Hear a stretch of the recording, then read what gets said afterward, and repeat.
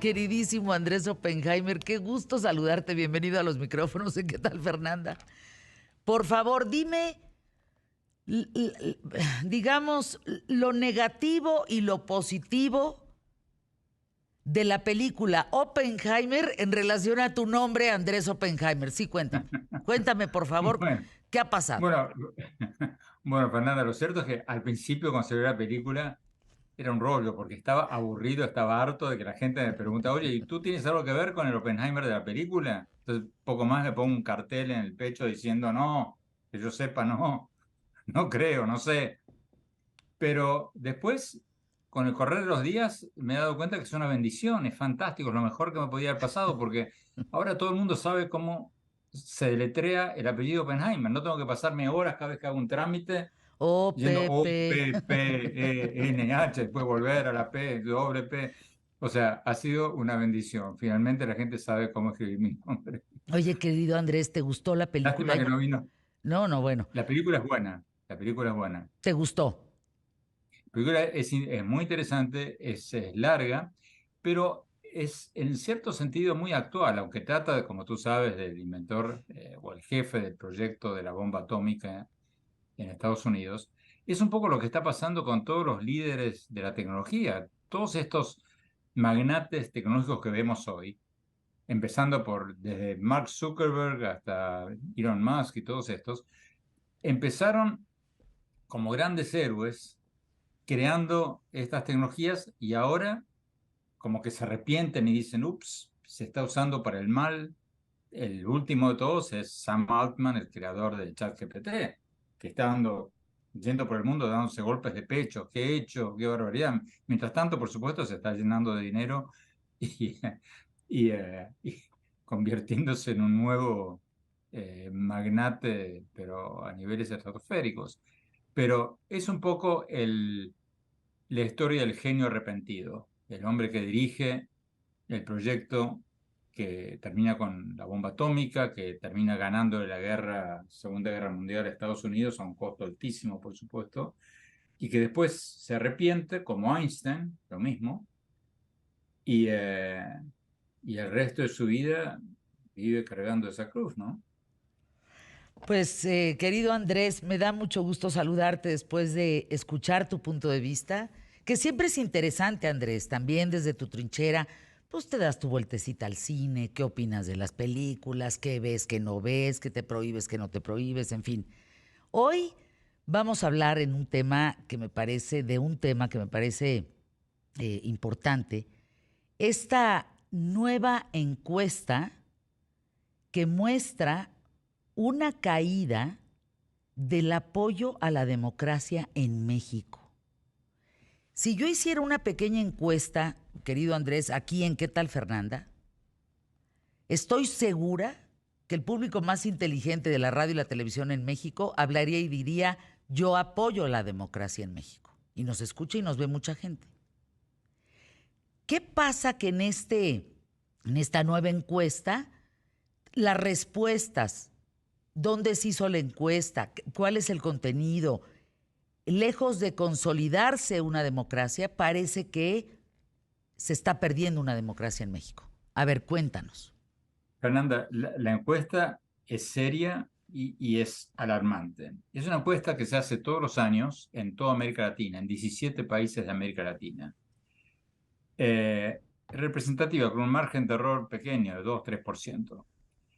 Y cuando le preguntan a la gente hasta qué punto apoya la democracia, si es indispensable, si es necesaria, si le daría lo mismo un gobierno no democrático que uno democrático, pero que cumpla, eh, que cumpla con sus promesas, o si preferiría un gobierno autoritario con tal que logre cumplir sus promesas. Las respuestas en México, Fernanda, son, perdóname, aterradoras. Mira, te doy las cifras. El promedio en América Latina de gente que apoya la democracia, o sea, que dice que yo prefiero el sistema democrático por encima de cualquier otra, el promedio en América Latina es del 48%. ¿Sabes cuál es el promedio en México? un 35%. Es uno de los países con menos apoyo a la democracia en América Latina. Perdón la pregunta, Andrés, antes de continuar. Perdón. ¿Se entiende en toda la población lo que es democracia? Bueno, ahí está la cosa. En los niveles altos y medios hay un mucho, y entre la gente con mayor educación, hay un mucho mayor apoyo a la democracia que entre la gente con menor educación y con menores recursos. Y en cierto sentido se explica porque la democracia, o sea, es muy linda, todos la necesitamos, todos la queremos, todos luchamos por ella, pero si no tienes para comer esta noche, o sea, No, no es tu primera prioridad. Tu sí, primera claro. prioridad es comer esta noche.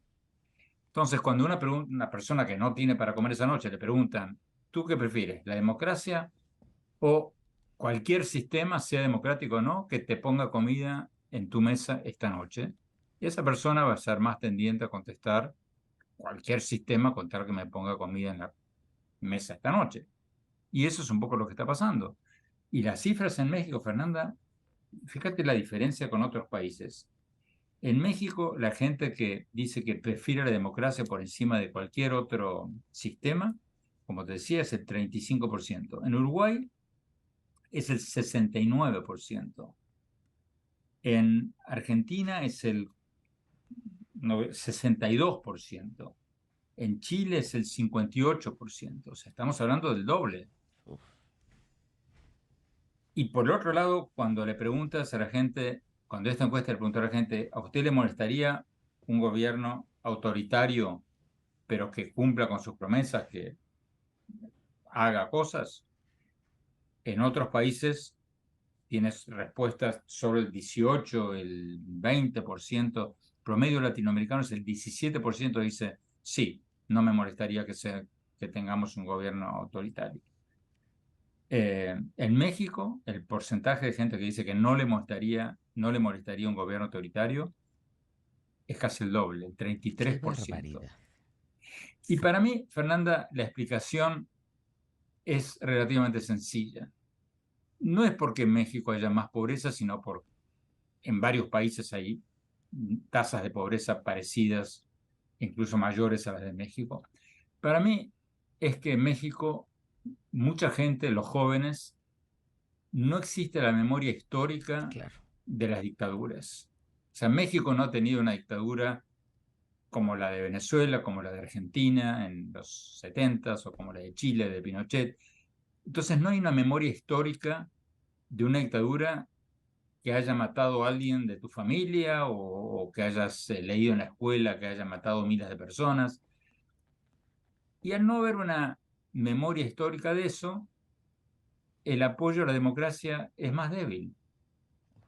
Y fíjate que hace unas horas hoy, temprano en la mañana, hablé con la directora de esta encuesta y ella me decía que, bueno, por eso, bueno, no me dijo por esto es mi interpretación, mi teoría, pero ella me decía que ellos han puesto en su informe de Latinobarómetro a México entre los países vulnerables, Mm, los países con una democracia vulnerable.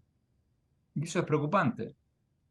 Significa que los políticos, los académicos, los periodistas, no estamos haciendo bien nuestra tarea de advertir a la gente sobre lo que está pasando en Venezuela, lo que está pasando en Cuba, lo que está pasando en Nicaragua, lo que pasa en los países y lo que pasaba en Argentina, en Chile, en Uruguay, en las dictaduras militares. La gente no hemos hecho una buena tarea en contarles lo que trae consigo un gobierno autoritario, un gobierno que puede abusar de los derechos humanos y cometer todo tipo de atrocidades. eh, esto podría ser también relacionado, querido Andrés, con que un gobierno autoritario a los menos afortunados en oportunidades, en posibilidades de trabajo, en tener mejor calidad de vida, les regalan todo y por eso los quieren seguir aceptando este paternalismo por parte de un Estado. Puede ser, puede ser. Si tú no tienes pan para comer esta noche y yo como sesudo periodista te digo, mira, a ti te están regalando pan para esta noche, pero a costa de vaciar las reservas del Estado y que tú y tu familia no van a tener para comer el día de mañana, no te importa tanto porque tú quieres comer esta noche.